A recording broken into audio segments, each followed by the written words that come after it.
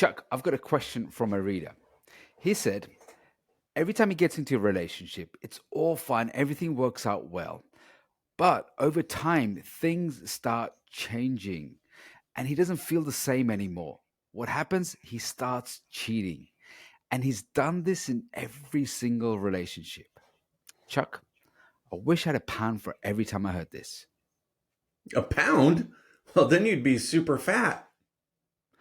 No, Chuck, I'd be minted. Okay, so you'd be a super fat Tic Tac then. Do you ever wonder, why do I always seem to give so much more than I get? All I want is to be appreciated and loved. Is that asking too much? Why do all the jerks get the hot girls while I get stuck in the friend zone? When will it ever be my turn? If this sounds like you, you're in the right place.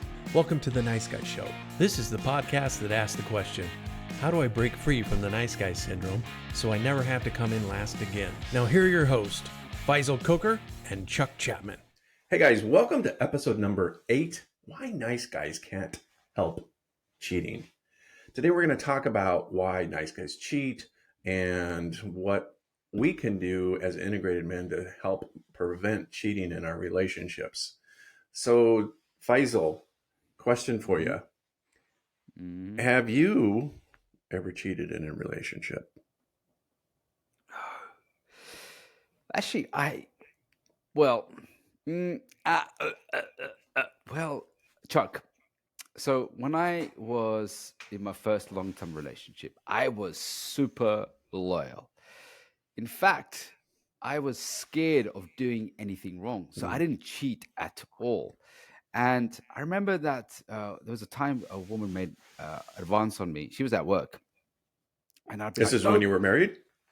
This was before I was married. Oh, before you So were married. this was Okay. in my first toxic relationship, which was a 6 year, way too long relationship. I Okay. was, because I wasn't under the thumb, I was really controlled by this, my girlfriend at the time. So I was super nice. I didn't want to do anything that would, cause her to explode or blow up.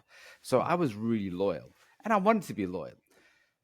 And when I did break up with her and got into my marriage, I was again pretty loyal on that one. There was only times when we went through a separation that I started to see other girls. Now, it was only during those times, but what I wanted to make a point, Chuck, was I was hopeless with women. So cheating was really difficult because I just couldn't, I was a tech Couldn't nerd. even see yourself I, doing that. no, I just, well, even if I wanted to, I didn't have the Yeah. balls, the courage, or the seduction, the charisma to, even cheat. So I was pretty helpless, socially awkward guy. So nah, I didn't really cheat, but there were some other times when I got very close to cheating. So Mm-hmm. Chuck, how about you? Have you ever cheated? Yeah. Um, yeah, absolutely. Absolutely. I've cheated before and, kind of ashamed to admit it. But cheating isn't just, sticking your wee wee into her vajayjay. Cheating is, It's not. I mean, that's what us nice guys tend to think is that, Yeah. oh, well, I didn't have sex with her, so I didn't cheat. But I think cheating, encompasses a broad range of things from emotional entanglement all the way up to having, sexual intercourse and creating an ongoing relationship.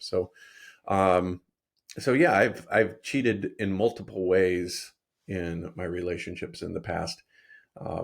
But I've I thought you about found, to say, I thought you about to say I cheated with multiple women. I was like, hey, Chuck, hey, man, you stud. what I found was that there were reasons behind why I cheated.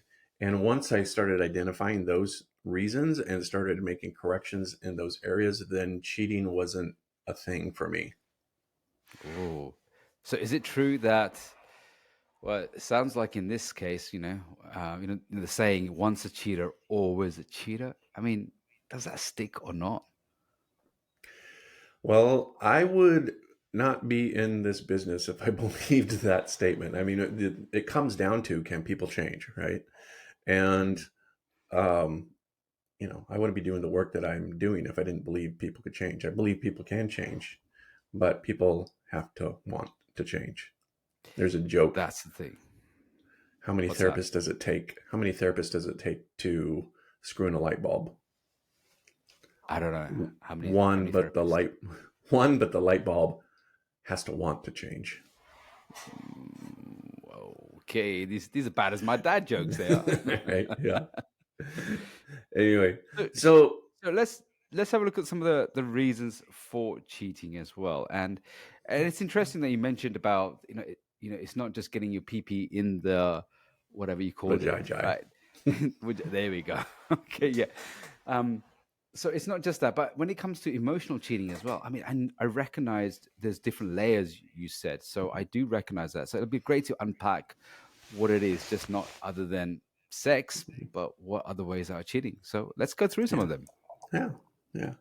So one of the things I realized is that nobody wakes up and says, hey, you know what? I'm going to have an affair today. I'm going to cheat. It's something that builds up over a period of time. And oftentimes what happens, I think, especially with nice guys and the guys that I've worked with, is we're not getting our needs met in the relationship. And as a result of that, that's when we start to step outside of the relationship, because every human behavior is based on just trying to get a need met. And if our needs aren't being met in legitimate ways, we'll start to try to get our needs met in illegitimate ways or cheating. It's so true. You know, a lot of our behavior is, going towards uh, pleasure or avoiding pain. Mm-hmm. And I recognize this as well. So a lot of times, there was, especially with guys I've worked with, pretty much every single client I've worked with at some point in their journey, maybe not in the current relationship or their journey, but they've cheated. Mm-hmm. And it's incredible. I mean, I've been on, I spent a lot of times with guys when I was in the tech business, when I was in the poker business. And what happened was I realized that, when we were talking over a game or on the table, and I realized that at some point, a lot of men cheat. Mm-hmm. And some of the reasons like they're not getting their needs met, here is something that was really unusual. A, a guy said to me, he goes, I cheat, or I've heard this saying, men cheat to keep the relationship, women cheat to exit the relationship. What's your Mm-hmm. take on that? Yeah. So basically, what he was saying is that oftentimes we want to be in the relationship, but we're not getting our needs met in the relationship, especially our sexual needs. So we step Mm, outside the relationship to get those needs met. Because in the committed relationship, there are certain needs that are being met, just not the sexual needs that are being met. And I think women cheat to get out of the relationship because same thing, her needs aren't being met, and so she steps outside of the relationship to get her needs met. So again, it's all about getting our needs met. And I think there's several needs that men have that are different from what women have. And okay. let me just run through a couple of them here. One is men need adventure. You know, one of the things I've found in myself and with other nice guys is that when I'm bored, that's when I'm going to start looking around for something else. And every time I've worked with a guy who has had an affair, it's because his relationship, his monogamous or committed relationship, is boring, and Mm, that need for adventure oftentimes will help make us want to kind of like step outside of the boring, because we need that challenge, we need that sense of excitement. I think men also have a high desire for purpose. I need something that's bigger than myself. And so if my need for purpose isn't being met within my relationship, I'm going to look outside the relationship. And nice guys so often will try to make the woman the emotional center of their universe and make the woman their purpose. So if I'm in a relationship and the woman is no longer my purpose, now I'm feeling purposeless, I will go outside of the relationship to seek purpose elsewhere. And then right. I also think Isn't that, isn't that is that when the nice guy starts making her um his purpose, and he focuses just on the relationship and makes her the emotional center? Isn't that when she starts to feel suffocated, and then she's now pulling away, and she's feeling, smothered by him, and she's pulling away, and the emotional connection is now being severed. And as she pulls away, that's when, she's not going to meet his needs because she's just trying to get away from him. Right. Yeah, and that kind of goes back to the attachment styles. Nice guys are often anxious attachers, and they're often attracted to women who are avoidant attachers. And when we are anxious because we're not feeling attached, we're not feeling connected, then we go overboard, okay, get really super needy. And then that just turns her off. And then she, moves away. And then we get, we run after her, and then she moves away. And yeah, so it will just lead to that place of Yeah. always trying to, so eventually in that relationship, then if she's always moving away, then somebody else comes along and shows me attention, then it's much That's it, easier for right? me to, like, yeah, okay, I'm not getting it from over here. I'm not getting the attention and validation from over here. I'm getting it from over here. So I'm going to go after that because that feels good. Yeah. And he's not realized that because some of his behavior has led her to pull away, to move away. Mm-hmm. So, one of the things I learned about nice guys is they, when there's a problem, they do more of the same thing and they amplify it, expecting a different result. Mm-hmm. Rather than changing the course, getting help, or changing the strategy, they just do more of something, thinking, oh, you know what? If I spend more time with her, if I really lean into her, if I really get my claws into this, I'll fix the problem. But this is one of the things I noticed about nice guys. They just overwhelm her and not have her give her the space to breathe and to understand actually what's really going on in the situation. Mm-hmm. Exactly. Yeah. And as a result of that, then the communication breaks down, the attachment breaks down, everything breaks down. And that's where I think oftentimes, like the question from the listener at the very beginning was, something starts to change, right? And nice guys have a hard time necessarily identifying that. It's just this feeling that I get inside of myself that says, I'm not feeling like I did when I was first with this person. And it's that feeling that they're seeking constantly. There's a saying, one of my coaches said this to me. He says, there are some people who love the idea of falling in love, but they don't love the idea of doing the relationship.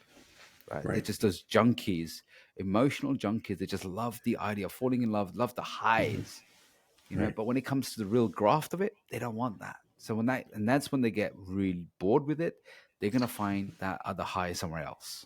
Mm-hmm. Yeah. Yep. And because nice guys oftentimes feel validated through sex, if she's withdrawing sex from me, then I'm going to feel invalidated. Okay. And the nice guy's constantly searching for validation outside of himself. I remember when I was younger, the thing that I felt really good about myself was my ability to attract, a good-looking woman, and that ability to attract a good-looking woman validated me. And as long as she was by my side and validating me, then I felt great. But the moment she was upset, moved away, showed any kind of invalidation, then I'm crushed. And when I'm crushed, that's when I'm vulnerable for cheating. That's it. It's more like a so I totally understand about every guy I speak to wants a perfect 10 next to him. It's hardwired in us. It's status. It elevates our status in the market. It also tells hey, listen, it's social proof. It helps other women want what other women want, right? So if you're a guy who has options, women want men with options, and that's one of the most important things about status, and that's why we want that. But the difference I notice between, say, high value men or competent, skillful men is that when a woman does pull away, he doesn't shatter, his world doesn't fall apart. Whereas for nice guys, his whole world falls apart because he's linked his validation to her. That's a big problem I see with the nice guys as well. And that happened to me, that as soon as I'm not wanted, she doesn't want to give me any attention, she doesn't want any sex, I immediately, my toxic shame Mhm. triggered. Right. There's something wrong with me. I'm unlovable. I must be faulty. Look, I told you so. Right. And it's within that pain that we seek some kind of solution. And one of the things nice guys tend to do is seek the solution of not feeling that pain by replacing it with substance. So alcohol, drugs, sex, Yeah. porn, all of these, gambling. These are the things that oftentimes nice guys fall into. And one of the things Robert points out in No More Mr. Nice Guys, that nice guys are addicts, and that Hmm. um, this addictive behavior that the nice guy has also contributes then to the dissatisfaction within their relationship. Every guy I've ever worked with who's cheated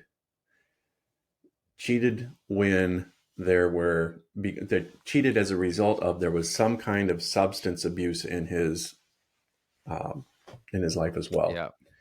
And it's just so much easier when you're high or intoxicated to cross that line that you didn't mean to cross. And then all of a sudden it's like, okay, well, I did this thing and now you know, I got to hide it. And and so I would say alcohol, specifically drugs, and other addictive behaviors that nice guys have, oftentimes will lead us to be Cheating, more right? susceptible to cheating. Absolutely. Yeah. I mean, a lot of the times when, and I've been out and, when I've had a few drinks, I've your inhibitions go down, Hmm. your boundaries, everything they go down, and so does the girls' inhibitions. Her wall comes down, and this is why it's when you're young, you're like, okay, yeah, what, let's get them drunk, and that's the way to get Right. sex, right? Because we know that if you get him, Hmm. I've heard stories where get him drunk and he'll just open his wallet up more.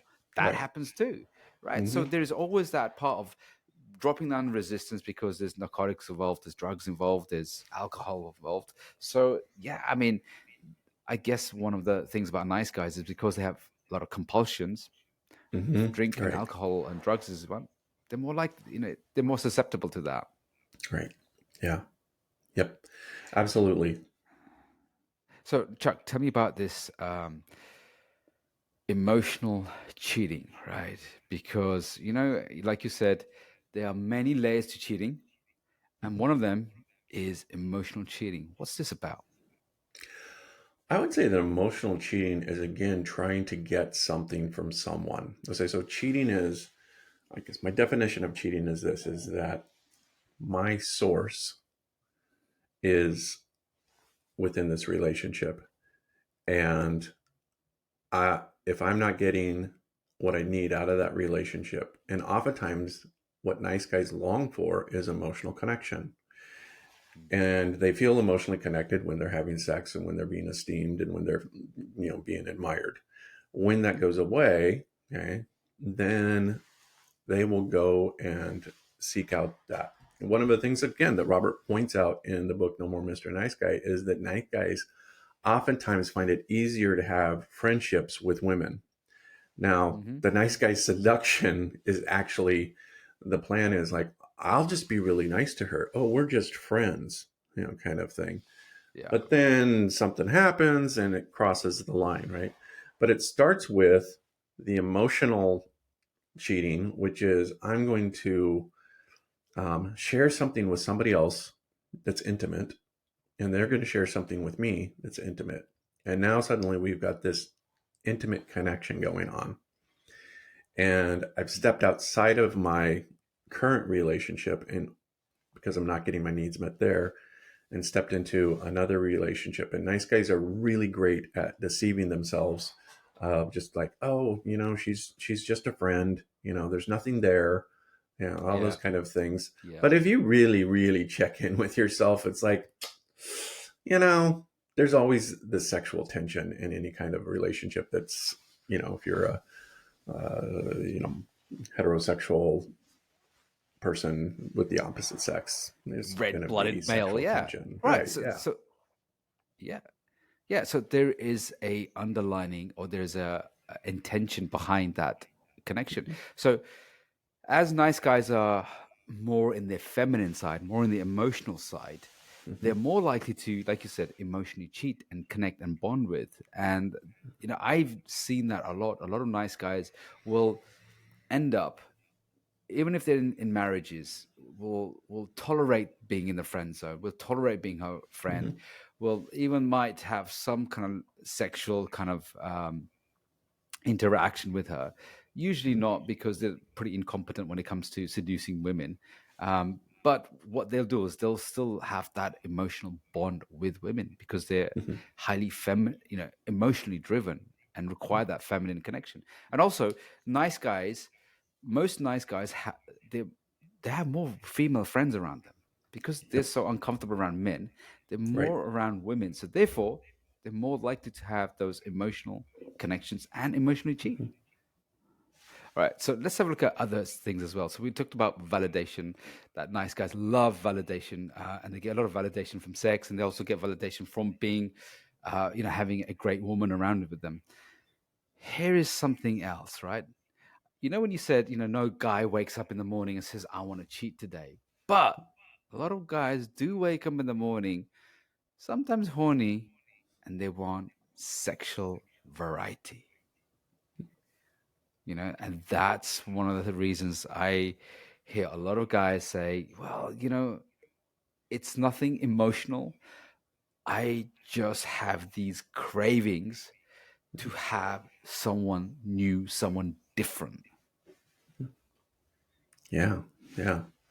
Yeah. So it's another thing that oftentimes we're struggling against is our own biology. You know, our biology, we want to have sex with as many women as possible so that we can, plant our seeds with the possibility of extending our DNA into future generations. So it's a biological drive, to have sex with as many women as possible. And you know what? Some of the guys, they find it very difficult to override our natural instinct. I mean, it's very strong. It's really hardwired in us. That's why a lot of guys spend, checking out other women. Um, and when guys are really incompetent, they will start cheating on with porn. Hmm. Porn is a big way. A lot of nice guys, I would say that is pretty much. Would you consider that cheating or not? Well, um, I mean, I think that's a difficult question to answer, but ultimately, what is what is cheating? Cheating is being unfaithful. Right? So if you're in a relationship that you've defined as monogamous, or this is the sexual container that I'm going to keep my sexual drive and energy towards this one person, then it can absolutely be a way for guys to cheat and rationalize with themselves. Like, oh, well, this is something everybody does or whatever. And it's not to discount the drive that's behind it, but it is to say that it has to be something that you talk about with your partner, or that you understand kind of going into the relationship. And I think open communication and dialogue around porn and the usage of porn within the relationship is important, because that's where um, you know one person can think it's okay, the other person doesn't think it's okay, and Yeah. and then they get caught, and all kinds of stuff like that can happen. But I think in general, um, cheating by definition is anything that you wouldn't share with your partner because you're ashamed of it and want to hide it. Yeah, yeah, that's exactly what it is. Yeah. So, if there's something that you want to, keep it hidden, like you just Mhm. said, that to me would be, constitute as cheating and not want to. And also, you might sometimes, here's another thing is sometimes we can be quite naive. There's been Mhm. times when in my moments of life where I was like pretty naive to some aspects. And Mhm. even I've been with girls who have been pretty naive on the fact that I'm like, well, there is a hidden agenda, you can't see it, or sometimes I can't see it, and that shows up as well. And that would be something really good to talk about, especially on the Yeah. next podcast as well. So, Chuck, let's have a recap. So, the reasons Yeah. why nice guy cheats. So, what's the first one? Yeah. Well, I think they're nice guys are terrible at getting their needs met, expressing their needs, and looking for their needs to be met within the relationship they're in. And Yeah. because of that, their dishonesty or they're fraudulently nice, they tend to justify the actions of moving outside the relationship. And it starts with these small things. It starts with looking at porn. It starts with having a conversation with somebody at work. Yeah. And it And kind of gradually leads to more and more. absolutely. And they can really compartmentalize as well. They can separate. Actually, you know what? This is over time. I think when guys have done it a lot, they can say, well, it's just my physical need. That it's my primal need. That's what I need. And one of the things about nice guys, I'm guilty of this. And I know a lot of the guys I work with, they lack integrity in most areas of their life. Mm-hmm. And relationship and infidelity, that's another area that again, the same pattern appears as well. Right. And doing a lot of nice guy work, recovery work has, I've seen guys just completely change this round. Right? So let's have a look at the next one as well. Nice guys are bored and boring. Right. Right.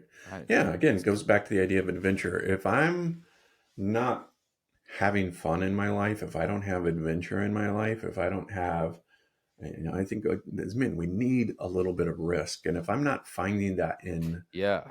other ways in my life, whether it's, like adventure sports or it's, creative outlets and things like that, that we need a sense of adventure. And if we're not getting that sense of adventure, then we'll seek that adventure from the woman. And the woman wants safety and security. And so she's not going to be as adventurous.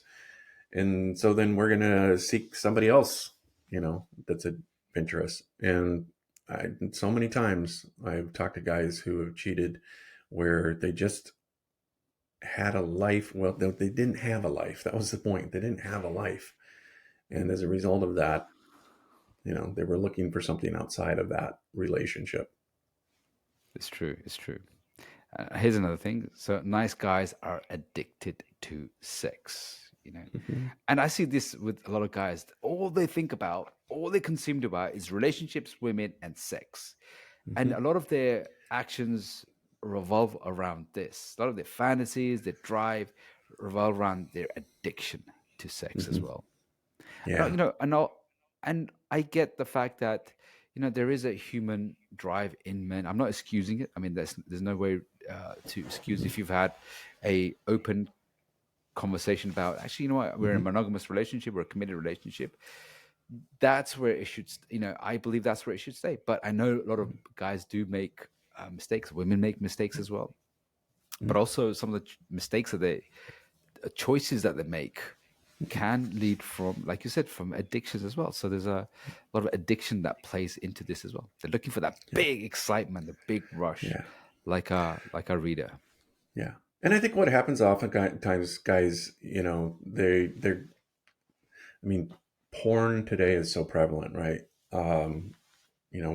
Back when I was growing up, you had to like go down the corner store and sneak a magazine kind of thing. But guys today, it's like it's just right there at the fingertips. And so I think at a very early age, guys are being exposed to sex and porn, and this creates kind of an addictive cycle. Yep. Always looking for that dopamine hit, and and that then the porn sort of becomes like the framework in which they see, well, this is how life works. I see all these other guys, having sex with all these amazing women and just, having stuff. It should work the same for me, right? I should be able to have sex with a bunch of different women as well. And their Yeah. expectation around life and sex and all that kind of stuff is really skewed by the sexual fantasies that porn creates. And so the addicted piece to that is the addiction to the dopamine rush that's created when we have an orgasm. Absolutely. Nice guys have really poor self-control, especially Mm-hmm. when it comes to sexual control, because they have these high addictions and needs.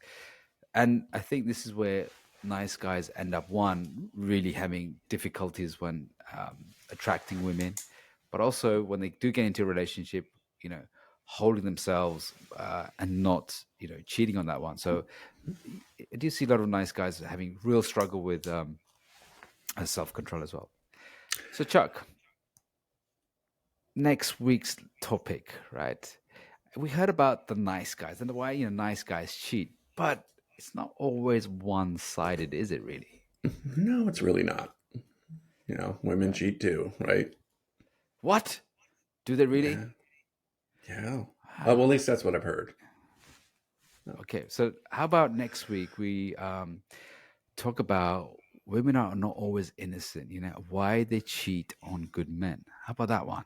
That sounds like a great topic.